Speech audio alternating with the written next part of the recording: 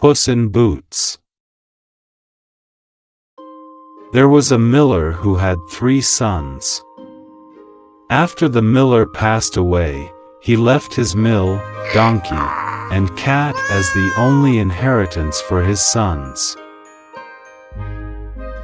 The eldest son got the mill, the second son got the donkey, and the youngest son was left with only the cat. The young man felt sad. Suddenly, the cat approached him and rubbed its head against his leg. He was surprised when the cat spoke to him. "If you buy me a pair of boots and a large leather sack, you will be rich and happy." The young man was poor and only had a few coins in his pocket. Despite his situation, he decided to get the cat a pair of boots and a leather sack. He called a shoemaker to help him out. With his new boots on, the cat grabbed his leather sack, slung it over his shoulder, and headed out across the fields. He lay down flat, pretending to be dead, and waited for a young, foolish rabbit to come along. Before long, a rash rabbit hopped into his bag. The smart cat went to the palace, carried a sack of rabbits, and asked to meet with the king. He brought gifts from his master and said, "Your Highness, my noble lord, the master of Karaba, sent you a rabbit. Here it is." The king replied, "Thank you. Please tell your master I appreciate his gift." The cat went to the palace every day, bringing presents from his master, the Marquis de Carabas. One day, the cat overheard that the king and his daughter would be taking a drive along the riverside. The cat told his master that he could help him make his fortune if he followed his advice. The cat led the young man to the river and suggested that he take a bath. While the young man was in the water, the cat hid his clothes under a large stone. When the king passed by, the cat started to cry out, "Help! Help! My Lord Marquis of Karaba is going to be drowned." Upon hearing the name Marquis de Carabas, the king ordered the coachman to stop and save the young man from the river. The cat came to the king and told him that someone had taken away the Marquis's clothes. The king then asked his people to bring one of his best suits for the Lord Marquis of Caraba.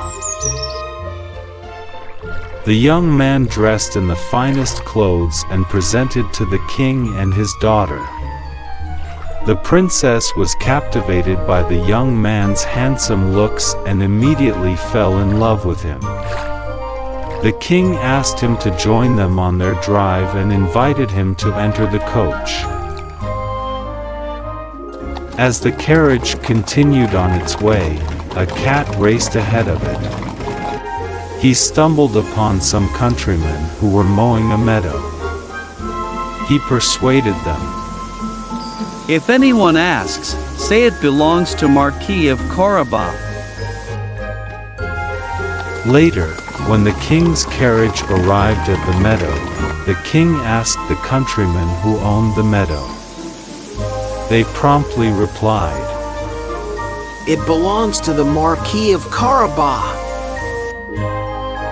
As the master cat ran ahead, he met some farmers and told them, "If the king asks, tell him that all this grain belongs to the Marquis of Karaba."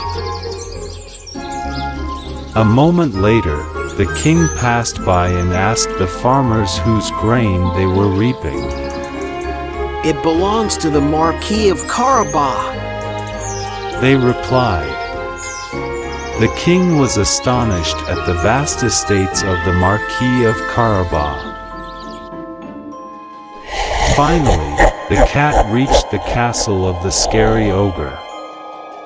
The cat said, You could transform into any creature you wish, like a lion or an elephant, right? The ogre transformed into a mighty lion and roared so loudly that the cat was frightened and jumped out of the way. The ogre transformed back into his original form. I've heard that you can also turn into small animals, like rats or mice, said the cat skeptically. but I find that hard to believe. It seems impossible. Impossible! Just watch me! Shouted the ogre. He immediately transformed into a mouse and ran across the floor. Upon seeing this, the cat pounced and snatched him up. The coach finally stopped at the ogre's castle. The cat welcomed the king and his daughter. Welcome to the castle of my master, the Marquis de Carabas, your majesties, said the cat.